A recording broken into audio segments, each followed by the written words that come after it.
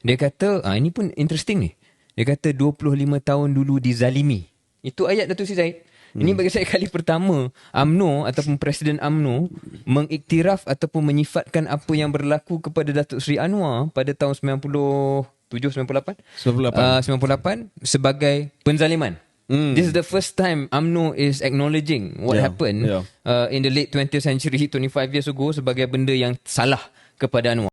Assalamualaikum warahmatullahi wabarakatuh dan selamat kembali bersama dengan saya Khairi Jamaluddin. Saya nak ucapkan terima kasih kepada semua. Please hit the subscribe button dan jangan lupa untuk subscribe dan give us a like. Okey, kepada pendengar keluar sekejap, sudah pasti highlight politik minggu ini ataupun minggu lepas adalah apa yang telah berlangsung di PWTC ataupun sekarang ini dengan jenama baru WTC KL pada hari semalam, pada hari Ahad 14 Mei, ya. Dan kita semua tahu ataupun pemerhati politik semua tahu bahawa WTC KL ataupun nama lama dia PWTC, Putra World Trade Center, tidak lain tidak bukan adalah ibu pejabat UMNO. Rumah UMNO lah, ya, itu adalah rumah UMNO, ibu pejabat UMNO, dan Dewan Merdeka, dewan yang paling besar di dalam PWTC itu adalah selalu disebut sebagai Dewan Keramat. Dewan Keramat UMNO. Macam-macam dah pernah berlaku dalam dewan dah berlaku di sana, di mana ucapan-ucapan Presiden UMNO pernah selalu dibuat, di mana Tun Mahathir pernah meletak jawatan di sana. Macam-macam lah pernah berlangsung di Dewan mereka, termasuklah ucapan yang pernah dibuat oleh saya dan Saudara Syaril dalam kehidupan lama kita sebagai ahli UMNO dan juga ahli aktif UMNO.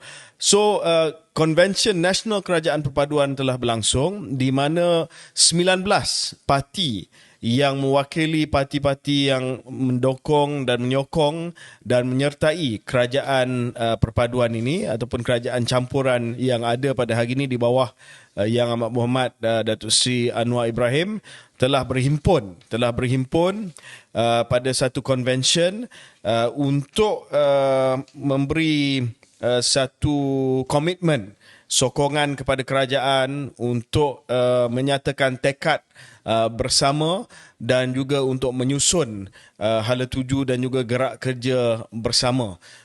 Kita tak tahu apakah destinasi kerjasama ini, sama ada destinasi itu adalah satu perikatan yang lebih rasmi ataupun tidak, kita akan bincang nanti. Tetapi ia telah bermula dengan convention ini di mana saya telah sempat untuk membaca berita sahaja, di mana rata-rata selain daripada ucapan daripada orang UMNO, contoh Ketua Pemuda UMNO yang telah meminta maaf atas kritikan yang telah pun beliau buat, tetapi juga ucapan-ucapan daripada pemimpin-pemimpin daripada Pakatan Harapan yang sebut bahawa mereka tak pernah terfikir akan berada di dalam Dewan Merdeka untuk bersama dengan UMNO dalam sebuah kerajaan. Saya difahamkan Syaril sebagai penyokong hebat dan kuat kepada UMNO dan juga kepada Presiden UMNO telah meneliti dan mengikuti word for word setiap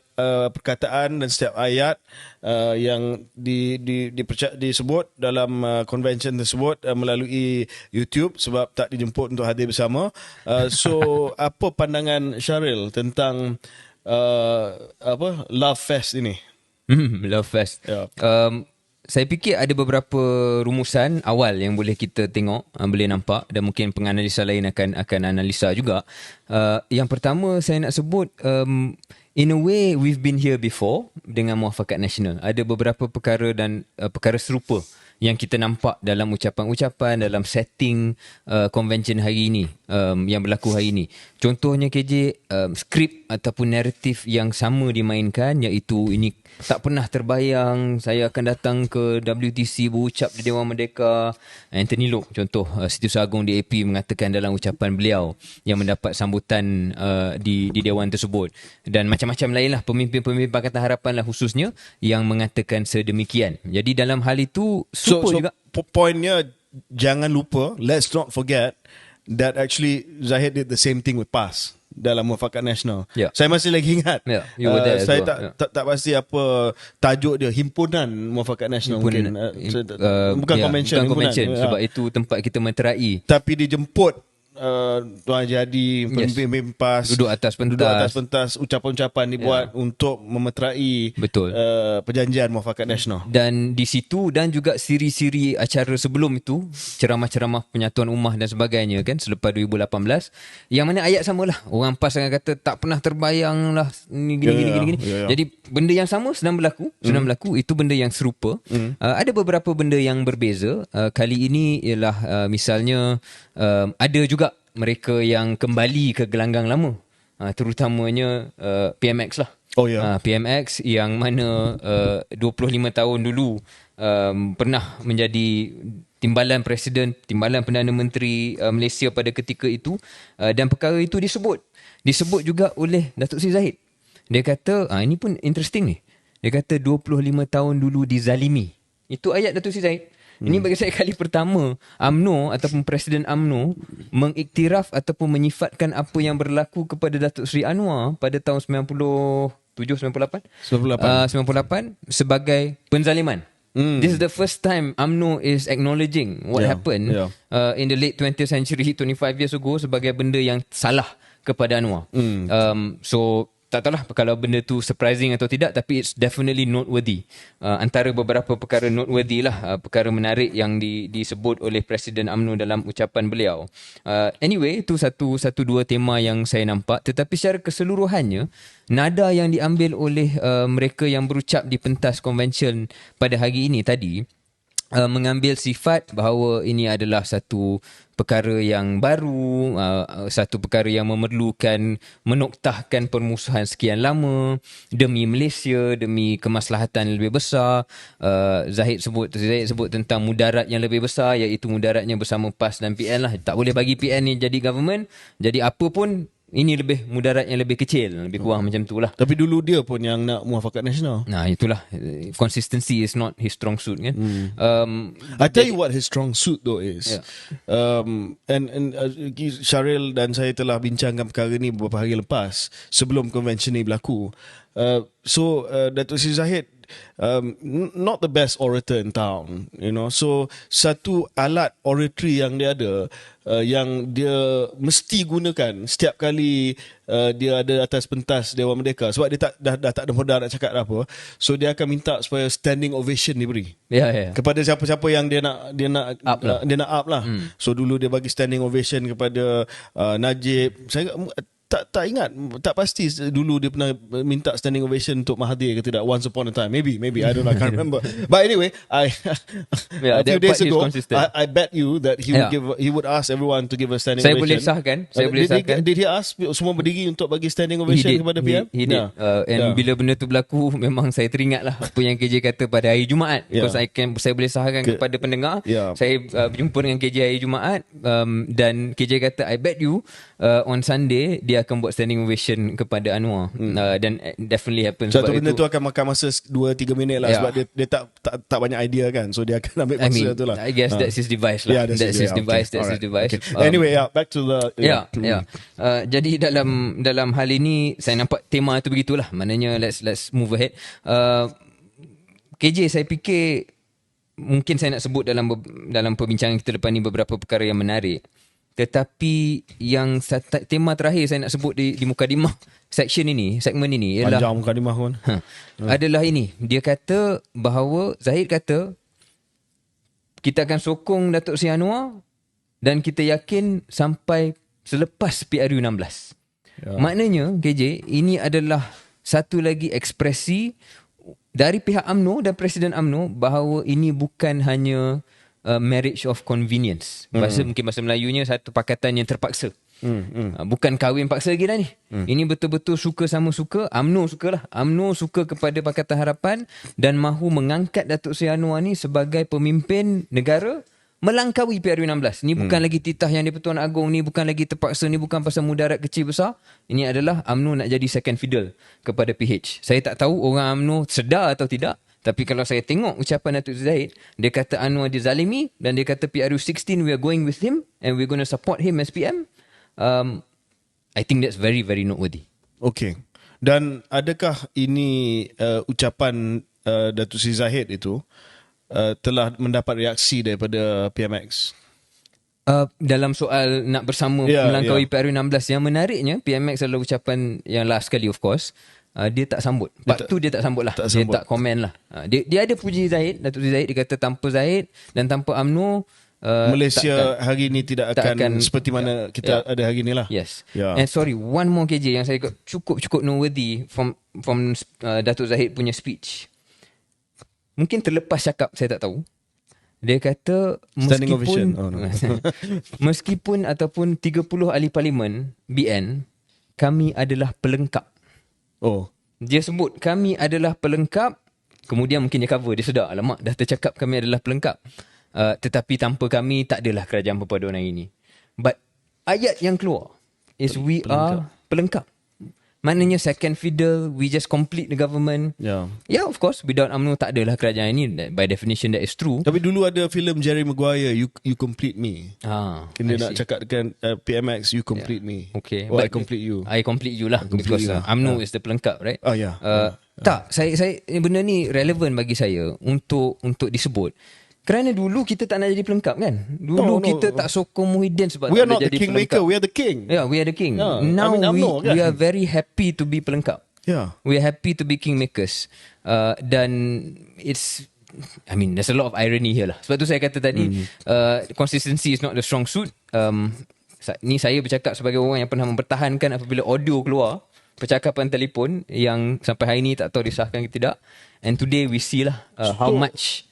So adakah cita-cita UMNO sekarang ni yang telah pun dizahirkan oleh Datuk Seri Zahid untuk menjadi pelengkap, untuk terus mendokong kerajaan perpaduan, adalah untuk menjadi sebuah parti yang mungkin maksimum dapat 40-50 kursi, yang tidak lagi bercita-cita untuk menjadi tunjang kepada kerajaan, the leader of the government? Is that what UMNO is now? I think kalau dengar teliti ucapan Presiden Parti itu nampak macam tu lah. Maknanya we are comfortable. UMNO is comfortable. So ahli UMNO kena tanya diri sendiri sama ada anda rasa selesa dengan cita-cita Datuk Seri Zahid, iaitu sekarang ni cuma untuk menjadi pelengkap kepada parti lain untuk menerajui kerajaan negara kita. Kalau anda rasa bahawa itulah cita-cita yang terbaik bagi UMNO untuk menjadi second tier untuk menjadi downline kepada Pakatan Harapan, maka that's okay. Okay. That's your call. Cuma saya nak tanya kepada Syaril, apakah ucapan dan juga mungkin bukan reaksi lah, sebab mereka saya beranggap bahawa mungkin yang last berucap itu Datuk Seri Anwar, second last adalah Zahid, dan pemimpin Sabah dan Sarawak berucap sebelum mereka. So kita tak dapat reaksi daripada mereka tentang apa yang Zahid sebut tu. Sebab bagi saya, yang mana saya sebutkan tadi, adakah convention ini adalah langkah pertama ke arah sebuah perikatan politik ataupun susunan politik yang lebih rasmi? Katalah kita mereka tak ke arah untuk menubuhkan satu parti ataupun satu gabungan parti-parti politik dengan rasmi, ya. You can call it whatever you want lah, gabungan madani ke apa benda ke, tetapi mereka setuju untuk bekerjasama dengan rasmi, maknanya tak bertembung dalam di mana-mana kursi. Maknanya setiap kursi hanya ada seorang sahaja wakil daripada gabungan madani ini, yang terdiri daripada semua 17 parti inilah. 19 parti. Sejauh mana pendekatan ini, kalau itulah final objektif dia, contoh sejauh manakah GPS tidak pernah memberi kenyataan bahawa di Sarawak akan ada satu kerajaan perpaduan? Mereka tak pernah kata bahawa kita anggap bahawa ahli-ahli parlimen dan juga adun Sarawak daripada DAP dan PKR adalah sebahagian daripada kerajaan Sarawak. In fact, I know for a fact that GPS politicians, for them, many of them, ini adalah red line. garisan merah. Mereka tidak akan setuju untuk memberi laluan kepada DAP dan juga PKR untuk bertanding free di Sarawak. Saya ingat apa yang KJ kata tu tepat sebenarnya, sebab melihat convention ni ada dua jenis ucapan lah. Ada ucapan yang betul-betul nak kuatkan ikatan, dan ada satu lagi kelompok ucapan daripada bos-bos parti ni yang nada dia lebih moderate, yang lebih sederhana. Tentang polisi, tentang kepentingan Sarawak oleh Abang Jo sendiri, yang tak banyak menyebut tentang bagaimana ini boleh melangkaui zaman baru PRU 16-17. Tak ada. Dia cuma lebih cakap fokus tentang Sarawak mahukan keadaan yang stabil, sekian. Jadi begitu. Sama juga kalau kita lihat warisan, Datuk Seri Shafie Apdal juga berucap, dan in fact Datuk Seri Shafie Apdal ada bukanlah dia pukul UMNO, tetapi dia ada sebut bahawa sejarah Malaysia ni ada satu ketika UMNO terlalu dominan sehingga parti-parti lain, MCA, MIC, Gerakan waktu itu tidak kuat. Kemudian last UMNO sendiri tak kuat. Jadi dia cuba bagi hint lah, ini bukan masa untuk mana-mana satu parti dominan. Jadi itu nada ucapan yang lebih lain sikit berbanding dengan Datuk Seri Zahid, berbanding dengan Datuk Seri Anwar yang mungkin ni mahu melihat ikatannya lebih kukuh, terutamanya Datuk Seri Zahid, dan juga DAP. Anthony Loke ada cuba beri keyakinan bahawa ini bukan satu kerajaan yang didominasi oleh DAP, dan beliau menegaskan bahawa daripada 148 ahli parlimen kerajaan Madani sekarang ini, 77 adalah dari kalangan Bumi Putera Islam. Ni Anthony Loke yang beritahu. Maknanya the majority is still Malay Muslim, Bumi Putera Muslim. Jadi itu yang mahu ditegaskan oleh DAP. Jadi bagi saya nampak bahawa nombor satu kalau ikut rankingnya, yang betul-betul nak ikatan ni betul-betul formalize dan menzahirkan adalah Presiden UMNO. Presiden PKR, Pengerusi Pakatan Harapan, okey. Tapi Syaril kata tadi masa Presiden UMNO float the trial balloon, tapi Anwar dia tak sambut lah. Dia tak sambut. He said nothing about PRU 60. Nothing. Okay, ni saya nak tanya sikit lah. Do you think dia nak tengok prestasi UMNO dulu dalam PRN? Sebab kalau UMNO bungkus dalam PRN nanti, saya rasa dia pun fikir 2-3 kali UMNO ni liability ke tidak. Pendengar kita semua bijak, semua tahu. At the end of the day, yes, semua politician yang ada kat konvensyen ini boleh cakap tentang Malaysia, tentang baik Malaysia, kebaikan untuk Malaysia dan sebagainya. Of course, itu ada kebenarannya. Politics is a game of numbers. Tetapi politics is a game of numbers, dan politics ni adalah apa yang convenient pada saat itu. Ya. Dan pada saat sekarang ini memang memerlukan. PRU nanti, kalau UMNO bungkus kat Kelantan, confirm. Terengganu confirm. Kedah confirm. Penang kita tak tahu. Negeri Sembilan saya rasa UMNO okey lah. Selangor pun kalau PRN lah. PRN. Selangor pun silap hari bungkus juga. What is the use of UMNO to Anwar? Yes, so saya nampak I know what the use of PH is to Zahid lah. Yeah. That's clear. That's clear as daylight, because at 36 you can still be DPM. Yeah. You know? At 30 you mean? At 30 seats. UMNO is what now? UMNO 26. So 26. Oh, Yeah. Masya Allah. 26. Ya, I mean, saya faham apa yang KJ sampaikan, dan jawapan kepada soalan KJ yang asal tu, yes, of course. Saya fikir Datuk Seri Anwar sebagai politician yang So that's why I think dia guarded sikit. He's guarded, he wants optionality. Yeah. He wants optionality. Berbeza dengan Presiden UMNO yang menzahirkan komitmen that is one way. Okay. They're looking for one way, which is a long-term union with PH. But saya nak sebutkan benda yang positif jugalah tentang convention ni. Kita tadi cerita tentang some of the kritikan. Tapi saya nak cerita positif. Saya nampak ini adalah langkah strategik yang baik. Sebab mereka nak memberi gambaran bahawa kerajaan ni stabil. Yeah. Kerajaan ni ada kekuatan. Kalau kita dalam kedudukan mereka pun saya rasa kita buat benda yang sama. Sebab kita nak tunjuk bahawa kerajaan ni tidak akan tumbang. Dan kerajaan ni adalah progresif. Kerajaan ni adalah for all Malaysians. So on that score, I think, good. Good. Very good. No problem. Yeah. No But problem. Dalam kita cakap no problem tu, kita menganalisa lah. Yang kita nak tengok ini adalah the Zahid punya gambit. Yes. Sama ada Correct. gambit Zahid was this is for long term. Correct. Tapi Correct. nampak macam tak disambut sangat lah. Yeah. Belum disambut lagi. Dia kena proof yang dia ada nilai tambah dalam PRN. Saya That's nampak begitulah. Betul. Yeah. Bukan hanya PRN, but saya ingat sepanjang 5 tahun ni Datuk Seri Anwar is sure. very smart. He will keep all his options open. Yes. Ya. So ada dua perkara yang menarik juga yang saya nak tanya Syarif. Ketua Pemuda punya apology. Bila Akmal, Dr. Akmal buat statement mengkritik pelantikan politik GLC oleh Parti Amanah Yang Berhormat Mak Sabu, saya impressed. I thought, wow, that's good. That's good. You should, walaupun kita sekarang ni bekerjasama dengan mereka, harus ada ketua pemuda yang menyatakan berdirian dengan jelas. Tapi hari ni nampak macam dia U-turn sikit. Ya. Tak tahulah KJ. I think tak payah U-turn kot. Bagi saya tak, kalau lah saya dalam kedudukan tu, saya takkan. Kita masih boleh main peranan sebagai penyatu without having to roll back on something that we've said only a few days ago. Bukannya dia cakap benda ni berbulan-bulan dulu ataupun bertahun-tahun dulu.